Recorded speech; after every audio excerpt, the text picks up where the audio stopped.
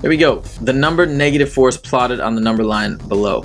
Answer the following questions. Which is a 0.7 units to the right of -4? So if we're going 7 units to the right, anytime we're moving into the right, we're adding a positive number. So that means whatever it would be, if we did go 7 to the right, we're going 1, 2, 3, 4, 5, 6, 7. We're getting right here, which is +3.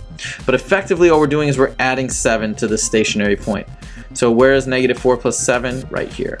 This is wrong because that would be going to the left by 7. This is wrong because it's the wrong starting point, and same as this, and it's the wrong movement.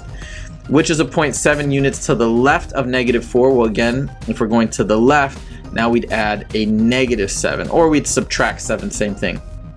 So we start with a -4 plus -7 right there. The number 5 is plotted on the number line below right here. Answer the following questions. Which is a 0.1 unit to the left of 5? So if we're going 1 unit to the left, we're adding a -1. Which is a 0.1 unit to the right of 5? We're adding a +1. So now let's look here. So where do we see 5 plus -1? Right there. Where do we see 5 plus 1? Right here. The number -3, which is a 0.6 units to the left of -3. Again, to the left means we're adding a -6 units. This one is 6 units to the right. That's a -3 plus +6.